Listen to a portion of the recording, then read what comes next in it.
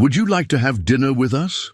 asks a poor girl to a lonely man, not knowing he was a millionaire with a terminal illness and that it would be his last Christmas. Before we start, I love seeing this community grow. Feel free to introduce yourself below. The bitter December wind cut through downtown Millfield, Ohio like a knife, sending newspaper scraps dancing across the empty parking lot of Murphy's Grocery. Most folks were home by now, warm kitchens filled with the smell of Christmas Eve dinner and children's laughter echoing through brightly lit houses. But not everyone had somewhere warm to go. William Harrison pulled his wool coat tighter as he walked toward his black Mercedes, the only car left in the lot. At 67, Bill had everything money could buy. A mansion overlooking the lake, more investments than he could count, and a business empire that had made him one of Ohio's wealthiest men. Yet tonight, like every night for the past 5 years, he was going home to an empty house. He'd just bought groceries for one. Again, a frozen dinner, some milk, bread that would go stale before he finished it. The cashier had wished him a Merry Christmas with pity in her eyes, and he'd managed a weak smile in return as he fumbled with his car keys. A small voice cut through the howling wind. "Excuse me, mister?" Bill turned to see a girl, maybe 12 years old, standing by the grocery store entrance. Her jacket was too thin for the weather, and her sneakers had holes that let the snow seep through. She had bright blue eyes and strawberry blonde hair that caught the streetlight. But what struck him most was her smile, genuine and warm despite the cold. "Yes, dear?" Bill's voice was gentler than it had been in months. The girl shifted nervously, glancing back toward the shadows near the store, where Bill could make out 2 more figures, a woman and a smaller child, both huddled together for warmth. "My mom's kinda embarrassed to ask, but—" Sarah Mitchell took a deep breath, her words forming small clouds in the frigid air. "We're having Christmas dinner tomorrow, and we noticed you eating alone at the diner yesterday. Would you like to join us?" Bill's heart stopped. In all his years of wealth and success, no one had ever invited him anywhere out of simple kindness. Business dinners, charity galas, social obligations, yes. But a genuine invitation from a child who had nothing to gain? Never. "I don't want to impose," he managed, his voice thick with unexpected emotion. "You wouldn't be." Sarah's face lit up. "Mom always makes too much food anyway. And my little brother Tommy loves meeting new people. We don't have much, but—" She paused, then added with the wisdom of someone far older than her years, "Sometimes company is the best gift of all." Bill looked past her to the woman, clearly the mother, who was watching nervously.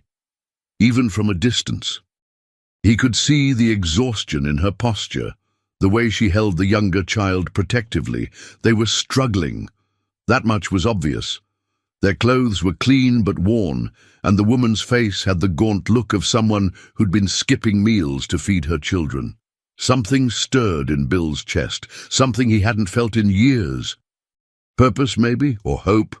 "What time should I be there?" he asked, Sarah's whole face transformed with joy. "Really? You'll come?" "I'd be honored." She quickly gave him directions to Sunset Mobile Home Park, Unit 47. "Around 2 o'clock? Mom starts cooking early." As Bill drove away, his hands trembling slightly on the steering wheel, he caught sight of Sarah running back to her family, clearly excited to share the news. Through his rearview mirror, he watched the small family huddled together again, and for the first time in years, William Harrison smiled a real smile. He had no idea this would be his last Christmas, but something told him it might just be his best. Christmas morning arrived with a fresh blanket of snow that made even Sunset Mobile Home Park look magical. Bill had barely slept, partly from excitement and partly from the persistent pain in his abdomen that he'd been ignoring for weeks. He'd convinced himself it was just stress, just the loneliness eating away at him from the inside. At exactly 2 o'clock, he stood outside Unit 47, holding a bag of groceries he'd picked up that morning. Nothing too fancy. He didn't want to overwhelm them. Just some cranberry sauce, dinner rolls, and a small toy truck he'd grabbed for the little boy. Before he could knock, the door swung open to reveal Sarah, now wearing a red Christmas sweater that was clearly homemade. Her face was flushed with excitement. "Mom, he's here! The nice man is here!" Emma Mitchell appeared behind her daughter, wiping her hands on a dish towel. She was younger than Bill had expected, maybe mid-30s, with tired green eyes, but a warm smile that reminded him of Sarah's. Despite the weariness, there was a strength about her that spoke of years of fighting to keep her family together. "Please come in," Emma said, stepping aside. "I'm Emma, and this whirlwind is Sarah. I can't thank you enough for accepting our invitation." The trailer was small, but spotlessly clean, decorated with handmade Christmas ornaments and paper snowflakes. A tiny artificial tree sat in the corner, surrounded by a few wrapped presents that looked like they'd been carefully saved for throughout the year. The smell of roasting chicken filled the air, mixed with cinnamon and something else, the scent of a home filled with love. "Tommy," Sarah called, "come meet our friend." An 8-year-old boy emerged from the back bedroom, shy but curious. He had the same strawberry blonde hair as his sister and was clutching a well-worn stuffed dinosaur. "This is Mr." Emma paused, realizing she'd never gotten his name. "Harrison," Bill supplied, "but please call me Bill." "Mr. Bill," Tommy said solemnly, "do you like dinosaurs?"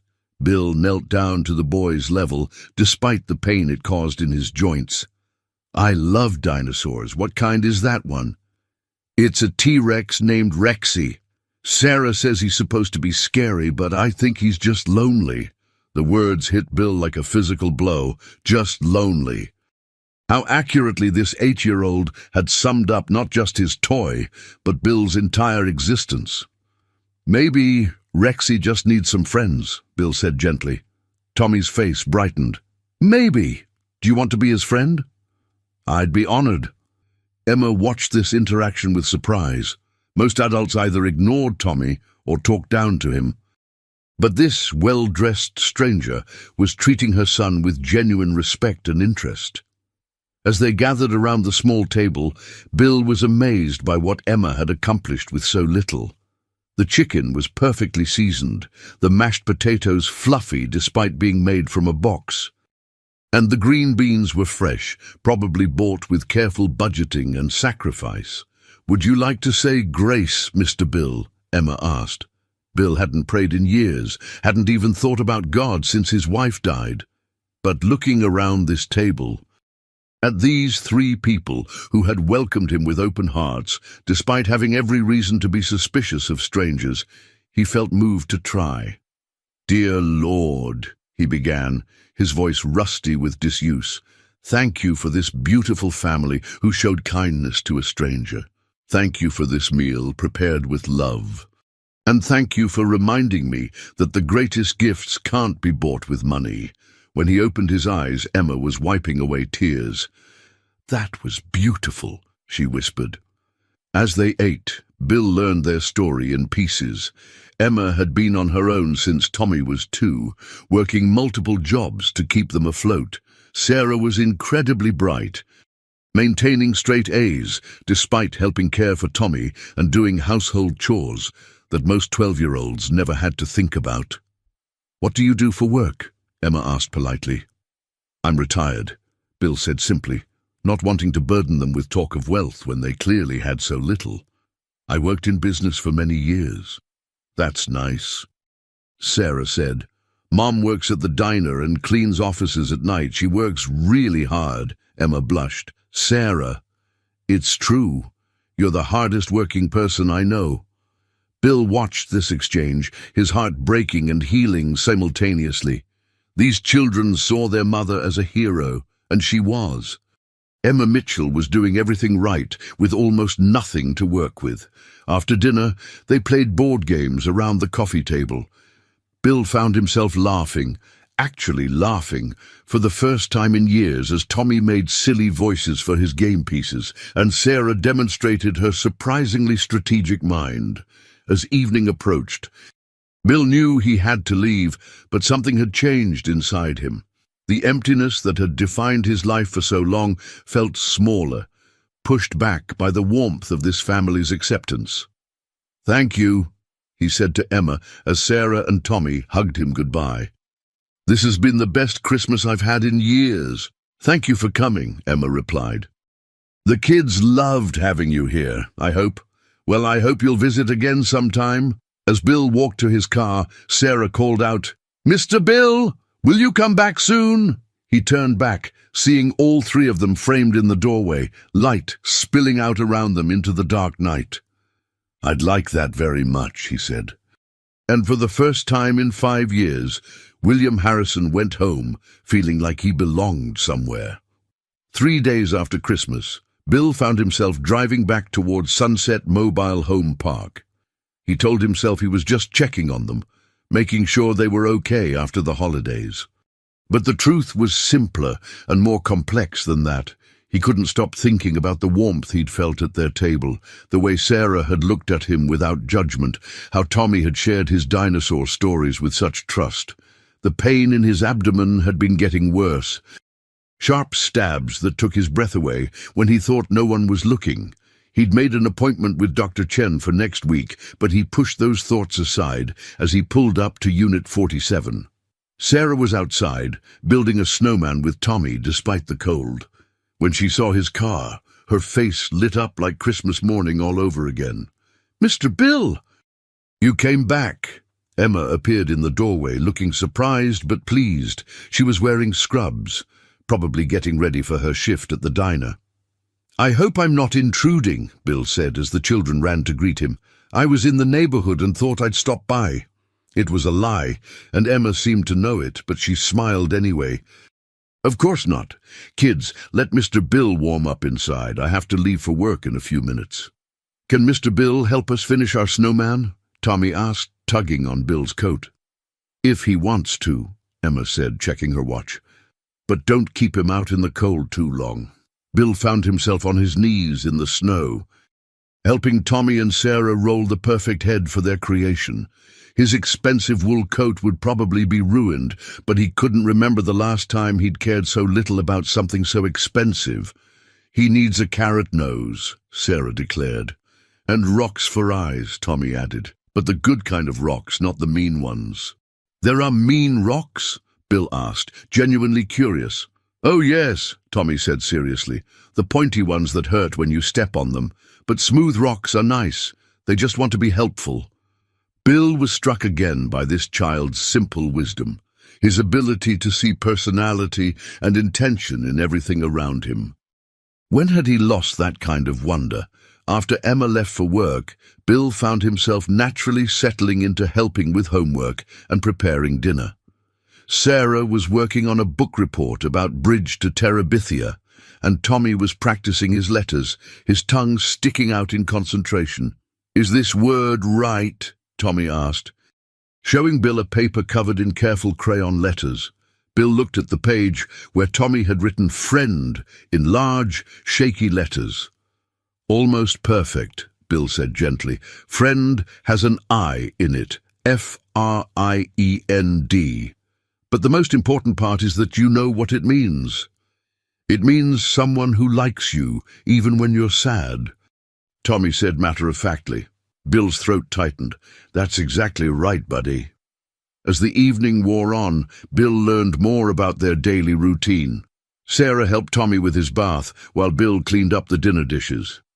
It was a simple evening, the kind most people took for granted, but for Bill it felt like a revelation.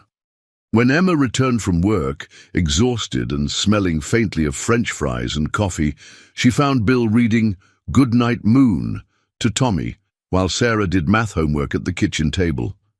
"You didn't have to stay," she said, but there was gratitude in her voice. "I wanted to," Bill replied honestly.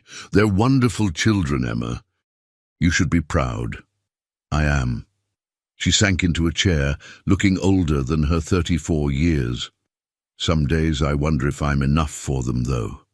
They deserve so much more than I can give them.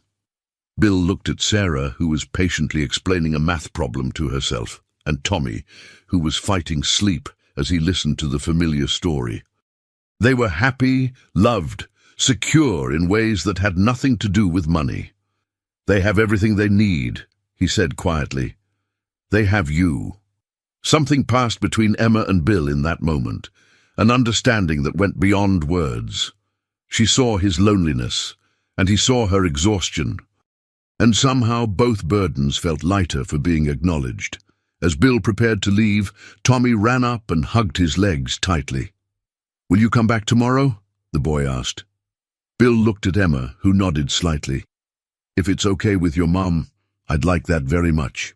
Outside, as he walked to his car, Bill felt the sharp pain in his abdomen again, more intense this time. He gripped the car door, waiting for it to pass, and found himself thinking about Dr. Chen's appointment. But looking back at the warm light spilling from Unit 47, hearing the faint sounds of a family settling in for the night, Bill realized that whatever was wrong with him seemed less important than what was finally going right. For the first time in 5 years, he had somewhere to be tomorrow. For the first time in 5 years, someone would miss him if he didn't show up. That night, alone in his sprawling mansion overlooking Lake Erie, Bill walked through rooms filled with expensive furniture that had never truly felt like home. The silence was deafening after the comfortable chatter of Unit 47, and for the first time, he allowed himself to truly see what his life had become. He'd built Harrison Industries from nothing, turning a small software company into a technology empire worth hundreds of millions. For 40 years, he'd lived for the next deal, the next acquisition, the next triumph. Even after his wife Margaret died 5 years ago, he'd thrown himself into work, using it to numb the grief that threatened to swallow him whole. Margaret. Even now, her absence felt like a physical wound. They'd met in college, married young, and spent 38 years building a life together. She'd been the warm heart of their home, the one who remembered birthdays and hosted dinner parties and made their house feel alive.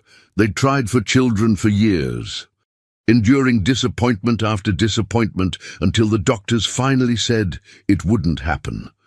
Margaret had grieved quietly, privately, while Bill had buried himself even deeper in work.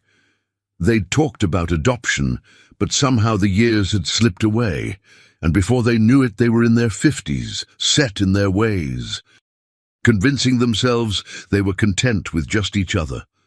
Now, wandering through rooms Margaret had decorated with such care, Bill understood what a fool he'd been. All those missed dinners, all those business trips that could have been delayed, all those moments he'd chosen profit over presents. What had any of it mattered now? He paused in Margaret's sitting room, where her reading chair still held the book she'd been reading the night she died. A heart attack, sudden and merciless, while he was in Chicago closing a deal. He'd flown home to find her there, peaceful but gone, and the weight of all his absences had nearly destroyed him. After the funeral, and colleagues had suggested he sell the house, start fresh somewhere new. But Bill couldn't bring himself to leave. This mausoleum of memories was his penance, his reminder of everything he'd lost through his own choices. The pain hit him again, doubling him over as he gripped the back of Margaret's chair. It was getting worse, happening more frequently, and tomorrow's appointment with Dr. Chen couldn't come soon enough. Part of him was terrified of what the doctor might find, but a larger part was simply tired. Tired of being alone, tired of existing without purpose, tired of a life that felt more like an elaborate form of dying. But today, for the first time in years, he'd felt alive again. Sarah's laugh, Tommy's innocent questions, Emma's quiet strength. They'd awakened something in him he'd thought was dead forever. The way Tommy had looked at him with complete trust, the way Sarah had naturally included him in their world, the way Emma had let him help without making him feel like an intruder. It was more precious than all his accumulated wealth. He thought about Margaret, wondered what she would have thought of the Mitchell family. She would have loved them, he realized. Margaret had always been drawn to genuine people, had always been able to see past surfaces to the heart underneath. She would have been delighted by Tommy's dinosaur stories, and impressed by Sarah's intelligence, and moved by Emma's dedication to her children. "What do I do, Maggie?" he whispered to the empty room. "How do I make the time I have left matter?" The silence offered no answers. But as Bill finally made his way to bed, he found himself thinking about tomorrow, about Sarah's book report and Tommy's letter practice, and Emma's tired smile when she came home from work. Small things, ordinary things, but they felt more important than any business deal he'd ever closed. He'd spent 5 years grieving the past and ignoring the future, but maybe if he was lucky, if these wonderful people would let him, he could spend whatever time he had left learning how to truly live. The pain struck again as he reached for his medication, and Bill closed his eyes, pushing down the fear that threatened to overwhelm him. Not yet. He found himself praying to a God he'd ignored for too long. Not yet. Give me a little more time with them. Let me matter to someone again before it's too late. Outside his window, snow continued to fall on the lake, and somewhere across town, 3 people who barely knew him were sleeping peacefully, unaware that they'd already begun to save a lonely man's life. Tomorrow, Bill would learn exactly how much time he had left. But tonight, for the first time in years, he had something to live for. Dr. Marcus Chen had been William Harrison's physician for 15 years, and he'd never seen the man look so frail. Bill sat on the examination table in a hospital gown that made him appear smaller, older, more vulnerable than the powerful businessman who usually strode into his office in perfectly tailored suits. "The blood work confirms what the CT scan showed," Dr. Chen said gently, pulling up a chair to sit at eye level with his patient. "Bill, I'm sorry to tell you this, but you have pancreatic cancer, stage 4. Bill had prepared himself for bad news, but the word still hit him like a physical blow. "How long?" "With treatment, maybe 8 to 10 months. Without." Dr. Chen paused, his expression carefully neutral. 3 to 6 months, possibly less. The room seemed to spin around Bill as he processed this information. 3 to 6 months. He thought of Tommy's eager face, Sarah's bright smile, Emma's quiet strength. He'd just found them, just discovered what it felt like to belong somewhere again. And now, what would treatment involve? He asked, his voice steady despite the chaos in his mind. Chemotherapy, radiation, surgery, if we can shrink the tumor enough. But I have to be honest with you. Pancreatic cancer at this stage is aggressive. Treatment might give you more time, but it would be time spent feeling sick, weak in and out of hospitals. Bill closed his eyes, thinking of Margaret's last months. She'd fought brain cancer with every ounce of strength she had, enduring treatments that left her barely recognizable, clinging to life with desperate determination. In the end, the disease had won anyway, but not before stealing her dignity, her joy, everything that had made her herself. "Can I think about it?" "Of course. But Bill..." Dr. Chen leaned forward, his voice dropping to the tone he reserved for the hardest conversations. "Is there anyone you'd like me to call? Family? Friends? This isn't something you should face alone." Bill almost laughed at the irony. Until a week ago, the answer would have been a resounding no. He had distant cousins he hadn't spoken to in years, business associates who would send expensive flowers and then forget about him, a staff who would mourn appropriately and move on. But now there was a 12-year-old girl who asked about dinosaurs and helped with homework. An 8-year-old boy who saw personality in rocks and trusted strangers with innocent faith, and a 34-year-old woman who worked herself to exhaustion to provide for her children and still found room in her heart to invite a lonely old man to dinner. There might be, he said quietly. I'll let you know. Lee, the drive from the medical center back to Sunset Mobile Home Park, felt like traveling between two different worlds. In one, he was William Harrison, wealthy businessman, facing a terminal diagnosis with the cold efficiency that had characterized most of his adult life. In the other, he was Mr. Bill, friend to dinosaurs and helper with homework. Someone who mattered not for what he owned, but for who he was becoming. When he arrived at Unit 47, Sarah was outside again, this time helping Tommy build what appeared to be a snow fort. Their faces lit up when they saw him, and Bill felt his heart clench with the terrible knowledge of what he now carried. "Mr. Bill," Tommy called, "look! We're making a castle for Rexy." Bill knelt beside them, grateful for the distraction of their project. "That's the finest dinosaur castle I've ever seen," he said, helping them pack snow into the walls. "Are you okay?" Sarah asked, studying his face with the intuitive awareness that some children possessed. "You look sad." Bill forced a smile. "Just tired, sweetheart. Doctor's appointments can be exhausting." Emma emerged from the trailer, already dressed for her evening shift at the diner. She took one look at Bill and immediately crossed to him, her expression concerned. "Everything all right?" she asked quietly.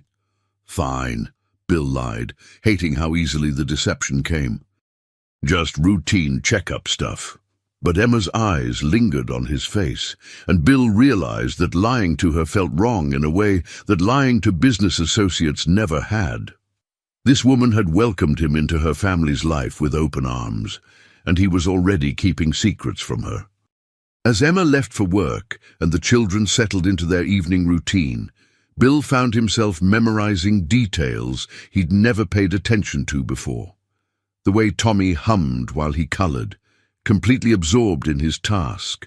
The careful way Sarah organized her school supplies, already showing the responsibility that poverty had forced on her too young. The faint scent of vanilla candles that Emma used to make the small space feel more like home. "Mr. Bill," Tommy said, climbing into his lap with his dinosaur book, "will you read about the long-neck ones tonight?" Bill pulled the boy closer, feeling the solid weight of him, breathing in the sweet scent of children's shampoo and innocence. "Of course, buddy. Which one should we start with?" As he read about brontosauruses and their peaceful lives in ancient forests, Bill made a decision. Whatever time he had left, 3 months, 6 months, maybe more if he was lucky. He wouldn't spend it in hospital beds feeling sorry for himself. He would spend it here, with this family who had shown him what love looked like when it wasn't complicated by money or expectations or the weight of past mistakes. He would spend it learning how to be the man Margaret had always believed he could be. He would spend it making sure that when his time came, 3 people who had barely known him would remember him not as a wealthy stranger, but as someone who had truly mattered in their lives. The only question now was how much of the truth he could bear to tell them, and when. 2 weeks into January, weeks into, Bill had fallen into a routine that felt more natural than anything had in years. He arrived at Unit 47 each afternoon, helped with homework, played with the children, and stayed for dinner. Emma had stopped protesting his contributions to their meals, accepting his grocery offerings with grace that came from understanding how much he needed to feel useful. What she didn't know was that each bag of groceries, each small gift for the children, each time he quietly paid their overdue electric bill or slipped money into her coat pocket, was being carefully documented by his lawyer. Bill had begun the delicate process of restructuring his will and estate, creating a trust that would provide for the Mitchell family without overwhelming them. But tonight, something was different. Emma was quiet during dinner, distracted in a way that had both children shooting worried glances in her direction. "Mom?" Sarah asked as they cleared the table. "Is everything okay?" Emma forced a smile. "Everything's fine, honey. Why don't you help Tommy with his bath while I talk to Mr. Bill?" When the children were out of earshot, Emma sank into a chair and buried her face in her hands. "I'm sorry," she whispered. "I didn't want them to see me like this." Bill immediately moved to the chair beside her. "What's wrong?" "I lost my job at the diner today." The words came out flat, defeated.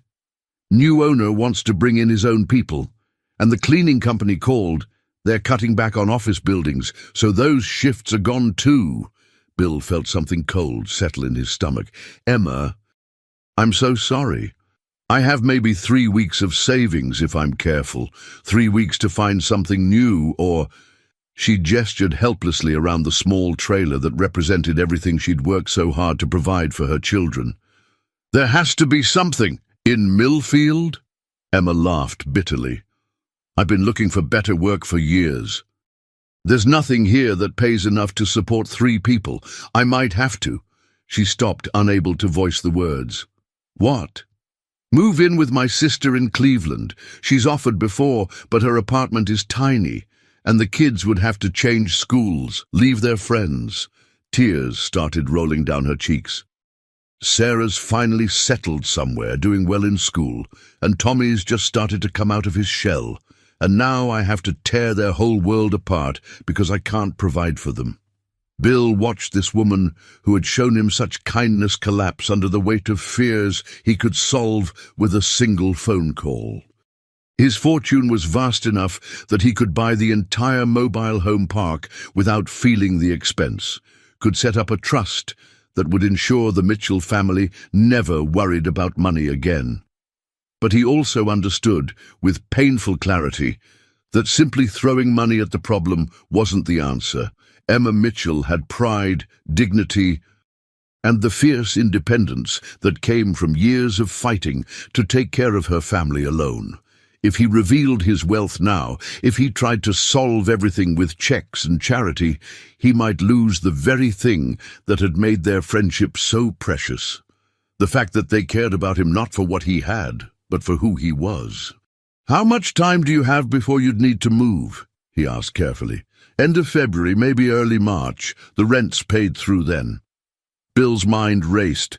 6 weeks. In 6 weeks, Emma would have to make a choice that would devastate her children, all because she couldn't find work that paid a living wage in a small town with limited opportunities, unless he could find another way. "Emma," he said slowly, an idea beginning to form. "What if I told you I might know of something? A job opportunity that could work?" She looked up at him with desperate hope. "What kind of job?" Bill thought quickly. He owned dozens of properties, businesses, investments throughout Ohio. Surely there was something, some position that would allow Emma to use her skills while staying in Millfield. Something that wouldn't feel like charity, but would pay enough to support her family. "Let me make some calls," he said. "I have some business contacts who might know of opportunities. Just don't give up yet, okay?" Emma reached over and squeezed his hand. "I don't know what I did to deserve a friend like you." The irony of her words wasn't lost on Bill. She was thanking him for a kindness he hadn't even extended yet. While he was sitting on the resources to solve all her problems and wrestling with how to help without destroying the authenticity of their relationship. From the bathroom came the sound of Tommy giggling and Sarah's patient voice explaining why soap couldn't be used as finger paint. Normal sounds of a normal evening in a family that might be torn apart by economics and circumstances beyond their control. Bill made a silent vow as he listened to those sounds. He would find a way to help that preserved Emma's dignity and kept this family together, and when his time came, which Dr.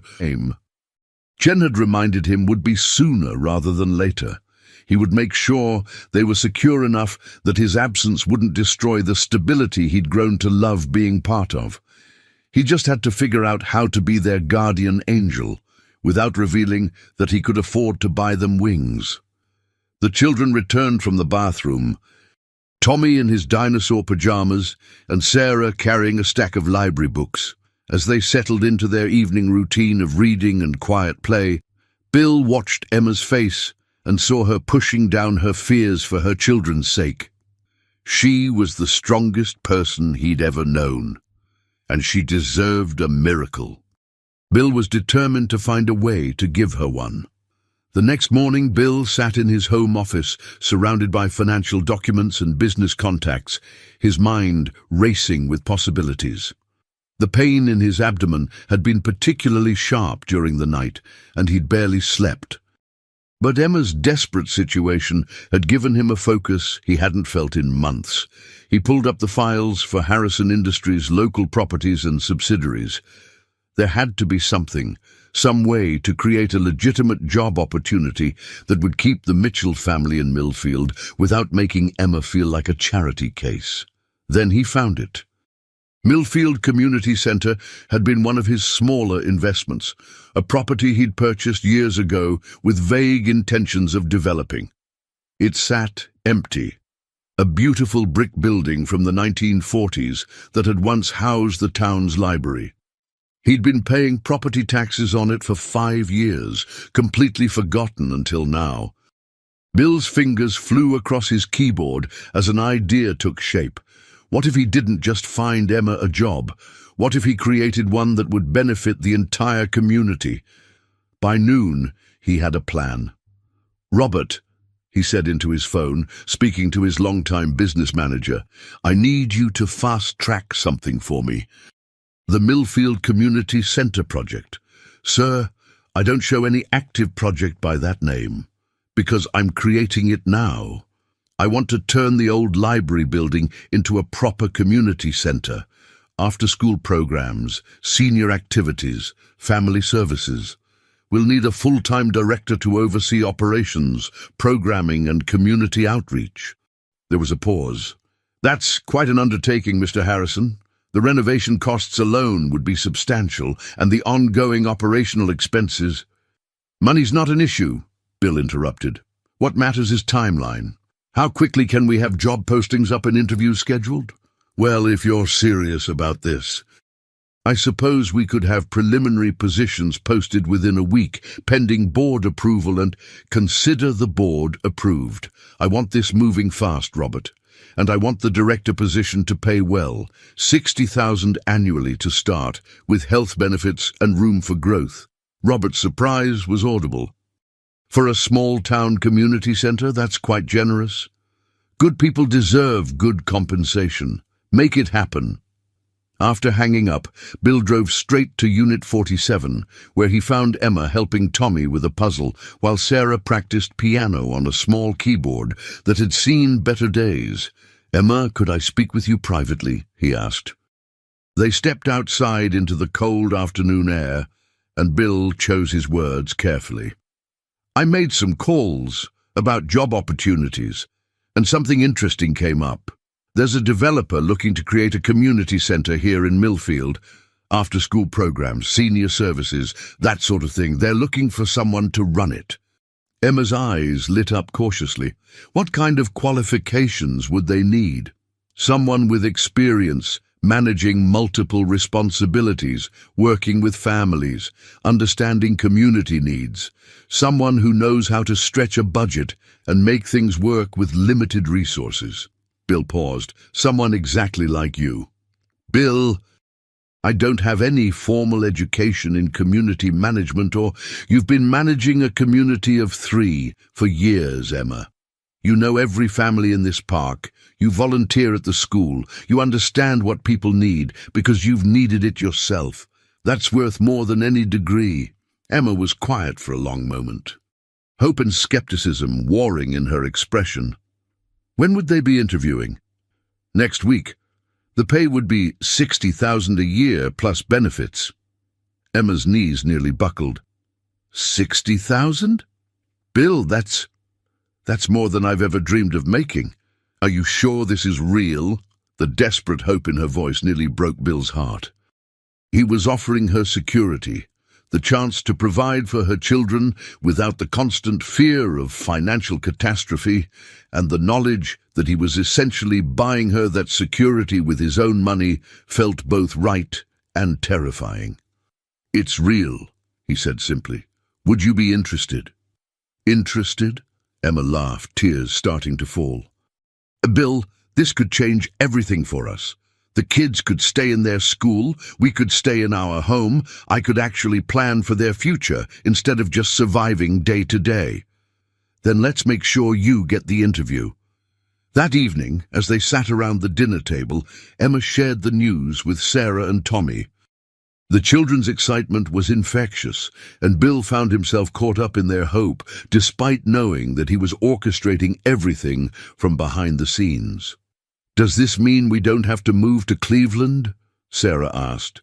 "If Mom gets the job, we get to stay right here," Emma confirmed. Tommy clapped his hands. "And Mr. Bill can still come visit us." "Every day, if you'll have me," Bill promised, the words carrying more weight than the boy could possibly understand. Later, after the children were in bed, Emma walked Bill to his car. "I don't know how to thank you," she said. "You've given us hope when I thought we were out of options." "You gave me something more precious," Bill replied. "You gave me a family." The words hung between them in the cold night air, deeper and more meaningful than either of them was quite ready to acknowledge. Emma reached up and hugged him, and Bill closed his eyes, memorizing the feeling of being truly needed by someone who had no agenda beyond genuine affection. As he drove home, Bill felt a sharp stab of pain that doubled him over at a red light. The cancer was progressing faster than Dr. Chen had predicted, but seeing Emma's hope tonight, knowing that he could secure her family's future, made every moment of discomfort worth it. He had maybe 4 months left if he was lucky. He was going to make every single day count. The interview took place on a snowy Thursday morning at the Harrison Industries downtown office. Bill watched from his executive suite on the 4th floor as Emma walked into the building. Wearing a navy dress she'd borrowed from her neighbor, and carrying a folder with her hastily assembled resume. She looked nervous but determined, and Bill felt a surge of pride mixed with guilt.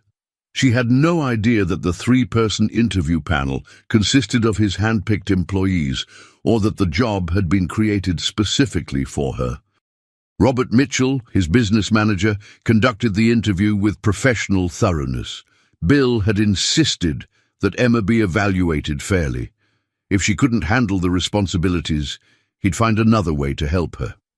But as he listened through the conference room's intercom system, he knew his worries were unfounded. "Tell us about a time you had to manage multiple priorities with limited resources," asked Janet Stevens, the HR director. Emma's response was thoughtful and detailed, drawing on her experience juggling 2 jobs while raising 2 children alone. She spoke about organizing carpools for school events, coordinating with other parents to share childcare, and finding creative ways to stretch their household budget. "What would you see as the biggest challenges facing families in Millfield?" Robert asked. "Lack of affordable childcare," Emma said immediately. "So many parents, especially single mothers, can't work because they can't afford daycare.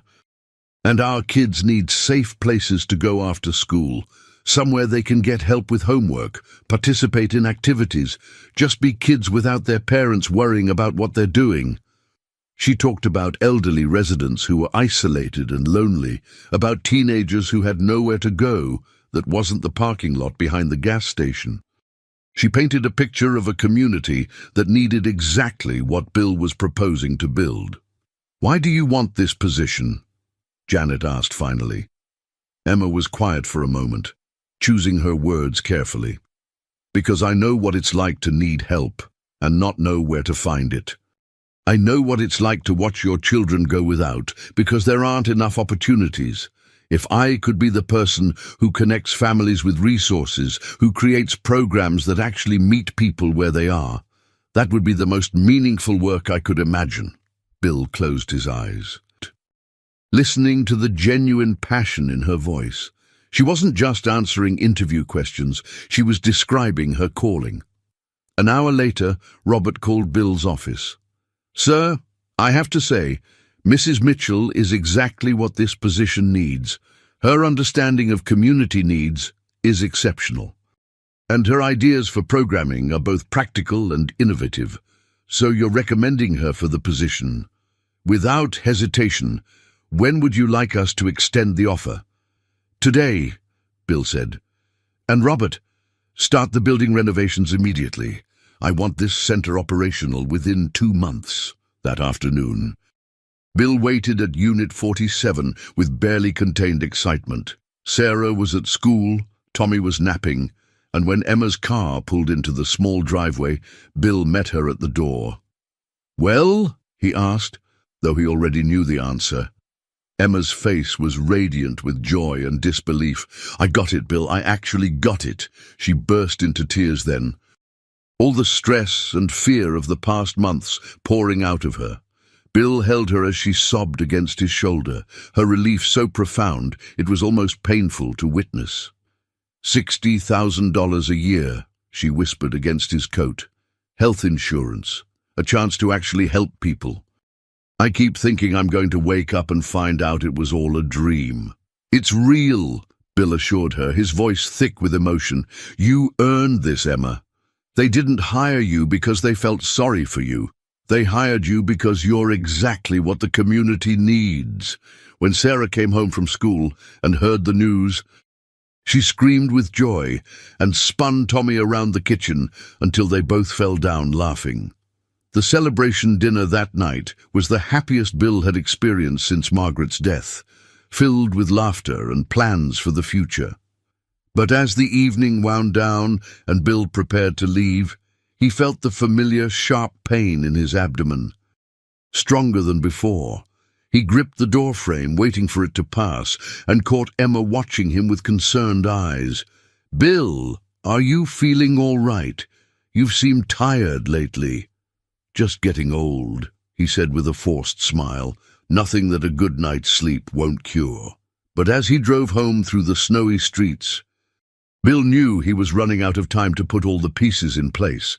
Emma's job was secured, but there were still so many things he needed to arrange, so many ways he wanted to ensure the Mitchell family's future was protected. He thought about Margaret, wondered if she was somehow guiding these last months of his life, helping him find the family he'd never had the chance to raise with her. The thought brought him comfort, as another wave of pain reminded him that his time was growing short. Tomorrow he would call his lawyer and accelerate the changes to his will. Tonight he would hold on to the memory of Emma's joyful tears and the children's laughter, storing them up against the darkness he knew was coming. By mid-February, the renovations at the Millfield Community Center were proceeding at a pace that impressed even the contractors. Bill visited the site daily, ostensibly as an interested community member, but actually to ensure every detail met his exacting standards. The building was being transformed into something beautiful and functional, a large, multi-purpose room for events and activities, smaller rooms for tutoring and support groups, a commercial kitchen for cooking classes and community meals, and a children's play area that would have made Disney proud. Emma started her position even before the renovations were complete, working from a temporary office space and conducting community outreach to understand what programs people most needed. Her enthusiasm was infectious, and Bill watched with pride as she threw herself into the work with the same dedication she'd always shown her children. "The response has been incredible," she told Bill one evening as they watched Tommy and Sarah build with blocks on the living room floor. "We already have 40 kids signed up for after-school programs, and the seniors' lunch program has a waiting list." "You're doing amazing work," Bill said, meaning every word. But even as he celebrated Emma's success, Bill was fighting a losing battle with his own body. The pain was constant now, and he'd lost enough weight that his clothes hung loose. Dr. Chen had called twice to schedule follow-up appointments that Bill kept postponing. He wasn't ready for hospitals and final conversations, not yet. "Mr. Bill," Tommy said, abandoning his blocks to climb into Bill's lap. "Are you sick?" The question caught Bill off guard. "Why do you ask, buddy?" "You look like how Mom looked when she had the flu, all pale and tired." Emma looked up sharply from the paperwork she'd been reviewing. "Tommy's right. Bill, you've lost weight and you seem exhausted. Maybe you should see your doctor again." "I'm fine," Bill said automatically, but he could see the skepticism in Emma's eyes. "Adults always say they're fine when they're not," Sarah observed with 12-year-old wisdom. "Like when Mom said she was fine when she was worried about money, but she wasn't really fine at all." Bill found himself caught between three sets of concerned eyes, and for a moment he almost told them the truth. Almost said that he was dying, that his time with them was measured in weeks rather than months, that every day he spent in their warm kitchen was borrowed time. Instead, he deflected. "I promise I'll see my doctor soon, okay?" Promise, Tommy insisted, holding out his pinky finger. Bill linked their pinkies together, the childish gesture somehow carrying more weight than any business contract he'd ever signed. Promise.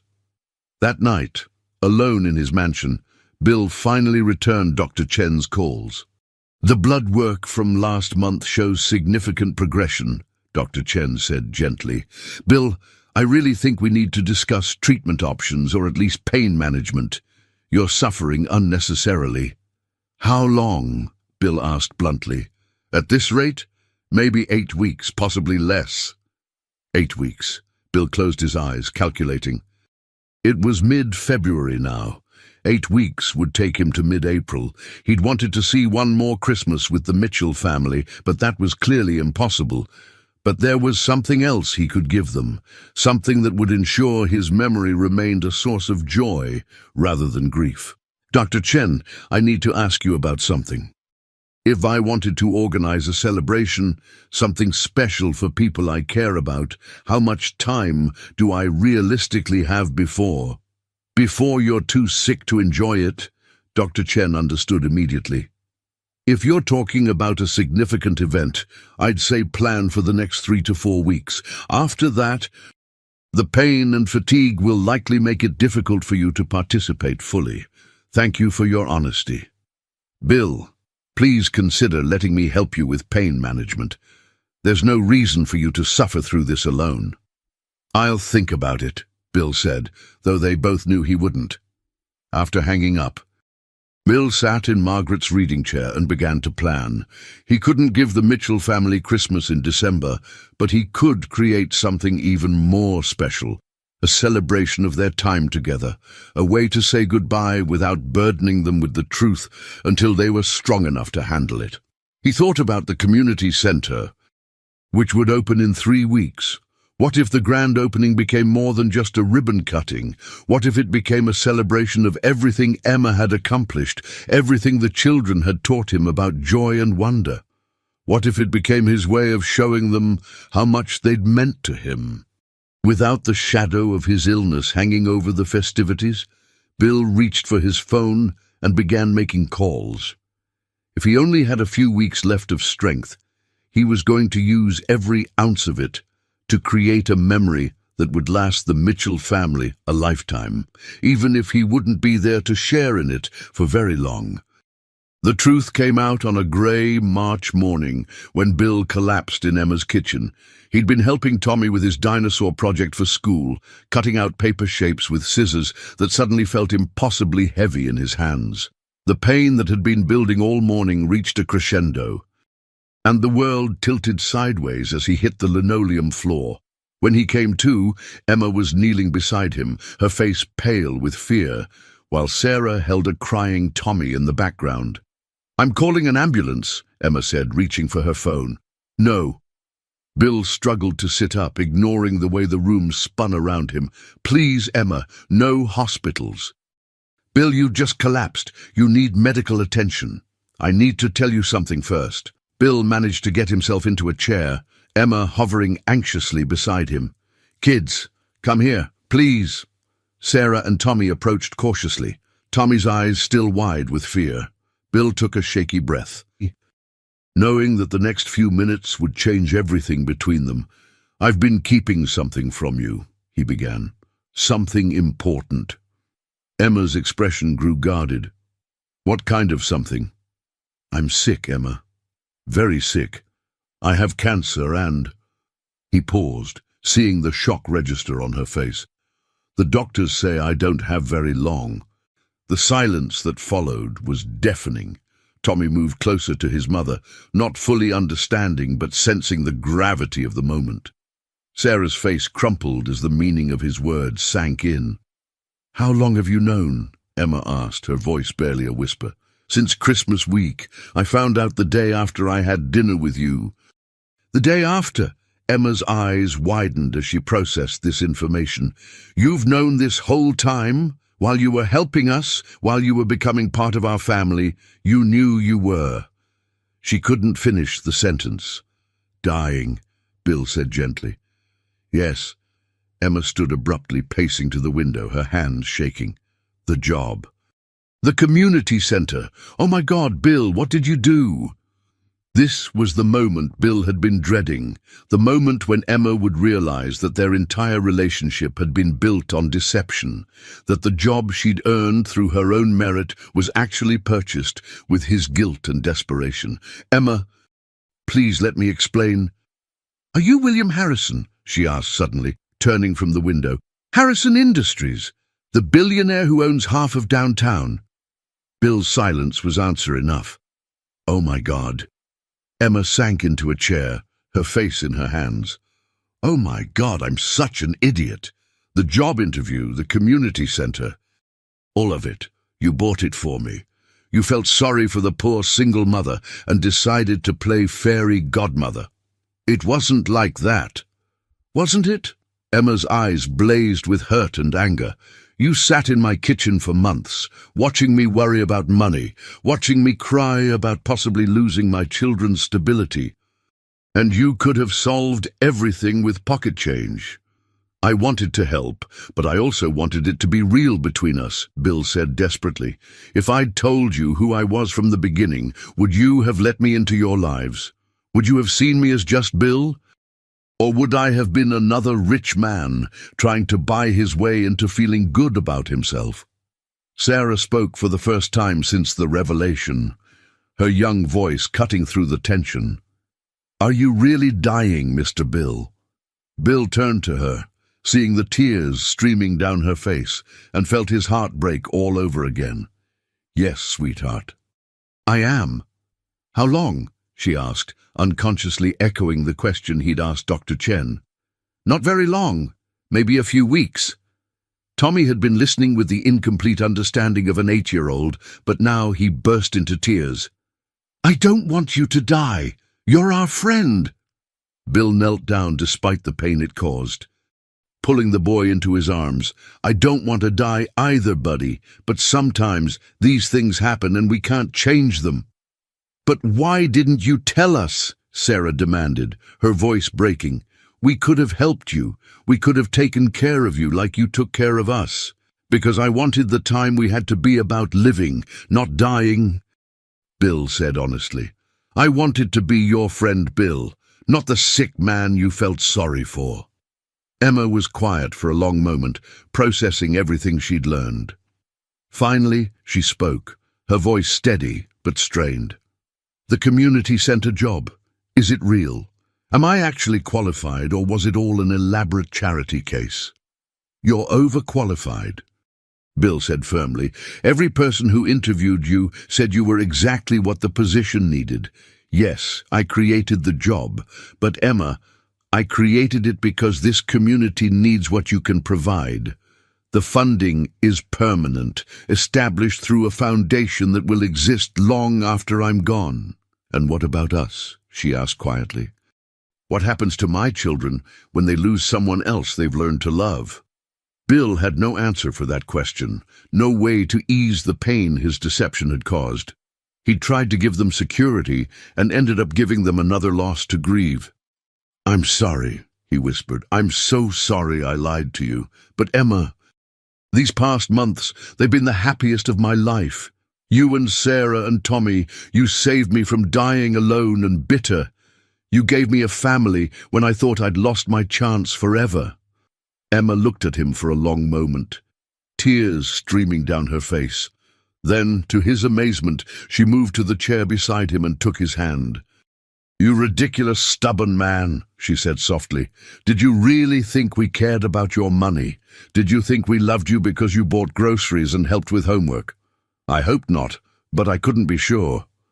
We loved you because you read dinosaur books with the patience of a saint," she said, squeezing his hand. "Because you listened to Sarah's school problems like they were the most important things in the world. Because you looked at my children and saw everything wonderful about them that I see." Bill felt tears he'd been holding back for months finally fall. "I wanted to matter to someone again." "You do matter," Emma said fiercely. "You matter so much that we're going to make every day we have left with you count."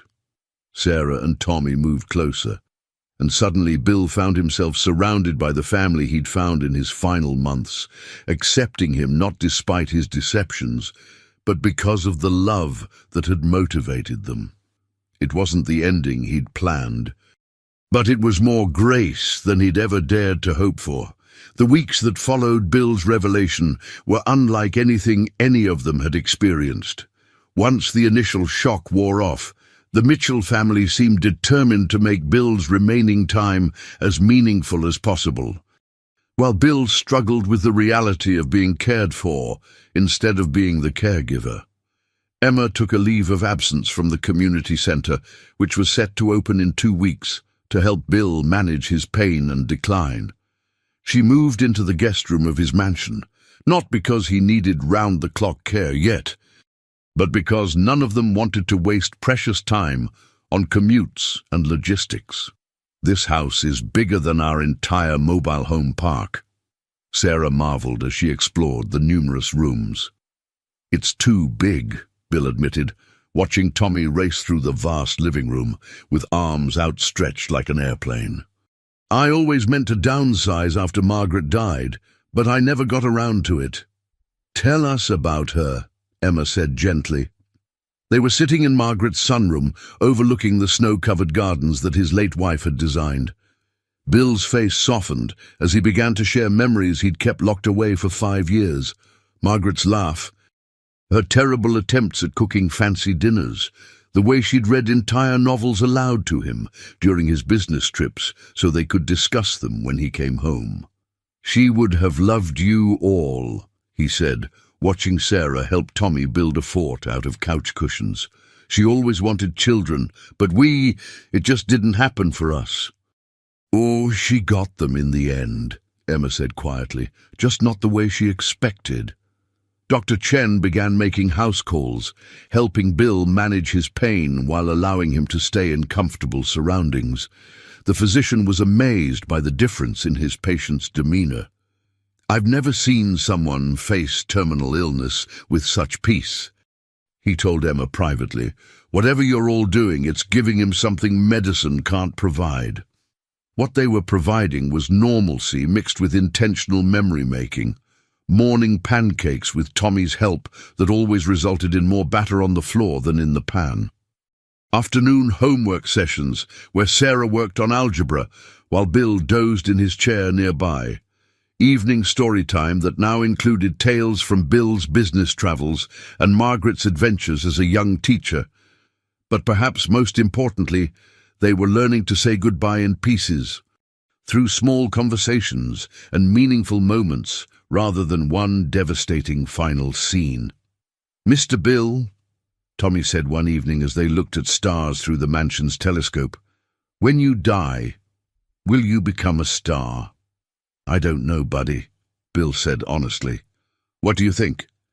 "I think you'll become the brightest one, so we can always find you." Bill's throat tightened. "I'd like that very much." Sarah's approach was more practical, but equally heartbreaking. She began writing down everything Bill told them, stories about his childhood, advice he gave her about school, silly jokes he made during dinner. She was creating a record, a way to preserve his voice for Tommy when he was older. "When I have kids someday," she told him one afternoon, "I want to be able to tell them about their grandfather Bill." The title made Bill's breath catch. Grandfather Bill. It was more than he'd ever dreamed of being. Emma's way of coping was to take care of him with the same fierce dedication she'd always shown her children. She researched his condition, learned to manage his medications, and somehow always knew when he needed to rest and when he needed distraction. "You don't have to do this," he told her one particularly difficult morning when the pain had kept him awake all night. "Yes, I do," she said simply. "You're family now. This is what family does." As March progressed and Bill's strength continued to decline, they made decisions together about how to handle the inevitable. Bill's lawyer, Robert, had become a regular visitor, helping to finalize the trust that would provide for the Mitchell family's future. "The community center will be fully funded in perpetuity," Robert explained to Emma. "Your position is guaranteed, with annual increases built in.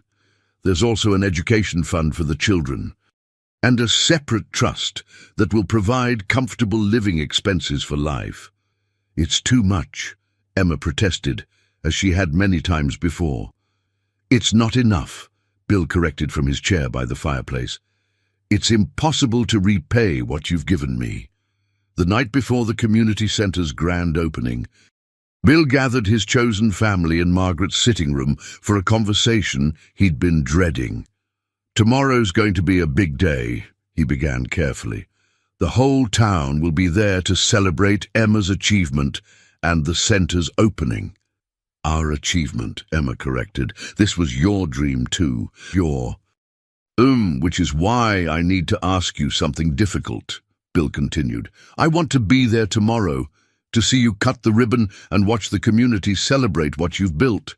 But I also know that my presence might overshadow your moment, especially if people learn about my condition." Sarah looked at him with wise eyes that held too much understanding for a 12-year-old. "You want to say goodbye tomorrow, don't you?" Bill nodded, unable to speak around the lump in his throat. "Then we'll make it the best goodbye ever," Tommy declared, with the certainty that only children possessed. And in that moment, surrounded by the family he'd found in his final months, Bill knew that whatever tomorrow brought, he was ready to face it with grace and gratitude. He'd spent 5 years learning how to be alone.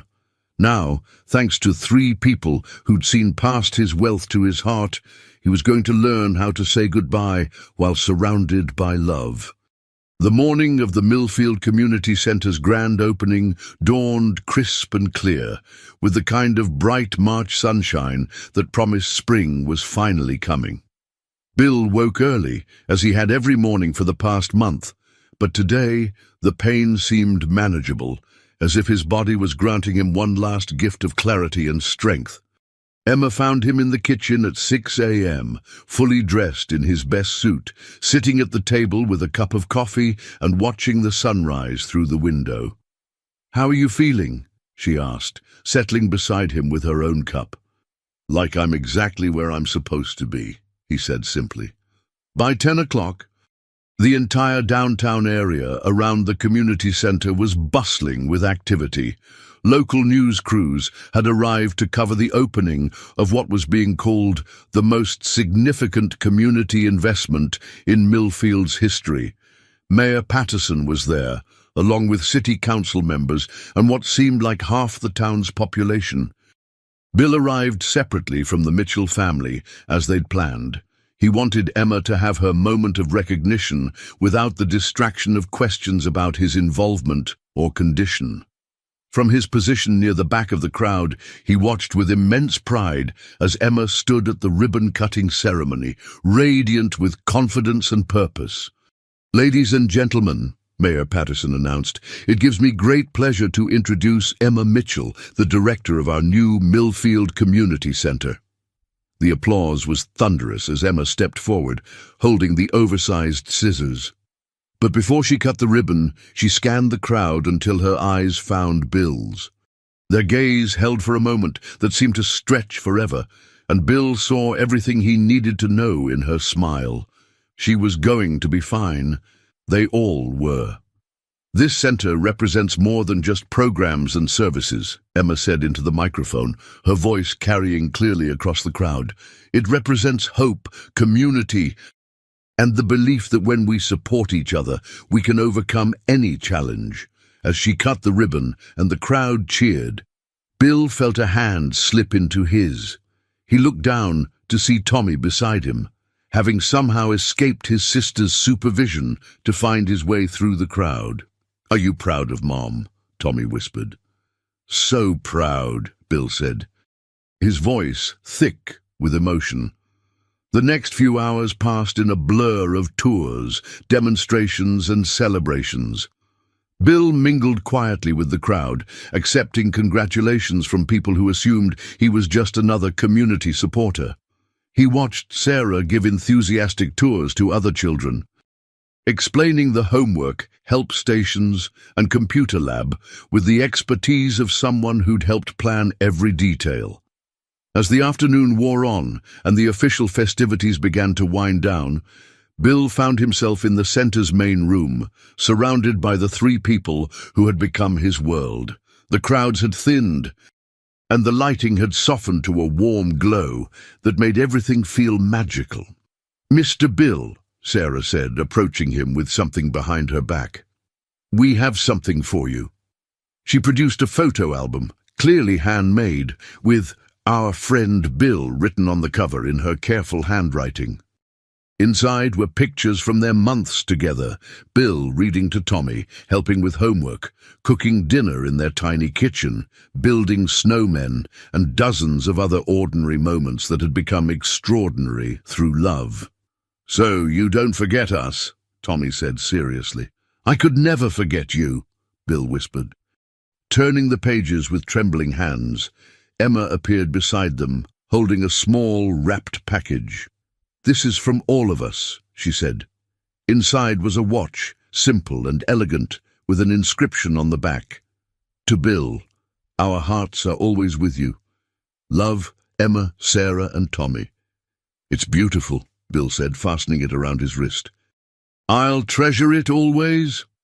"However long always is," Sarah added quietly, and Bill realized she understood exactly what was happening.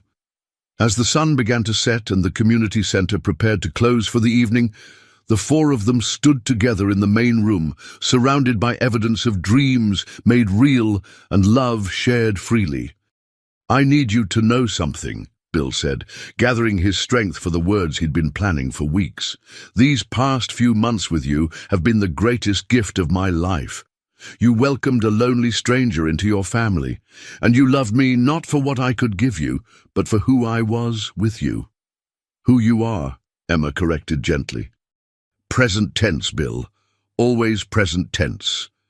"When I'm gone," Bill continued, his voice steady despite the tears in his eyes, "I want you to remember that every good thing that comes to you, every success and joy and triumph, you've earned through your own strength and love.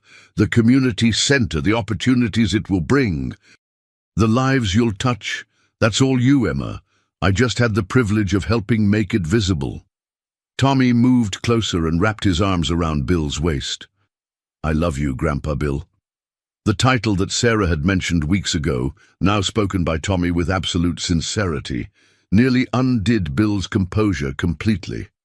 "I love you too. All of you, more than I ever knew was possible."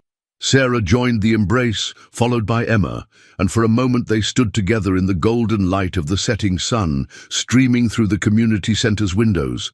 A family bound not by blood, but by choice and love, and the precious gift of time shared.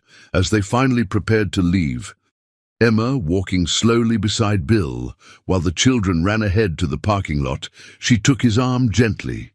"Thank you," she said simply. "For what?" "For showing us that families come in all shapes and sizes, and that love isn't limited by time or circumstance." She paused, looking at the community center that would stand as a monument to both her dreams and his generosity. "For teaching us that the best gifts aren't the ones you can buy, but the ones you create through caring about each other." That night, as Bill sat in Margaret's reading chair for the last time, looking at the photo album Sarah had made and wearing the watch that would tick away his final hours, He felt something he hadn't experienced since Margaret's death: complete peace. He'd found his way home after all, not to a place, but to the hearts of three people who had shown him that love multiplies when it's shared. That redemption is possible even in final chapters, and that sometimes the most profound gifts come wrapped in the simplest moments. Outside his window, the first stars were appearing in the darkening sky, and Bill smiled, thinking of Tommy's innocent certainty that he would become the brightest one. He closed his eyes, surrounded by love and gratitude, and prepared to find out if 8-year-old boys knew more about the mysteries of life and death than all the doctors and philosophers in the world. His last thought was of Sarah's laugh, Tommy's dinosaur stories, and Emma's fierce, protective love, a trinity of grace that had transformed his ending into the most beautiful beginning he'd never dared to imagine.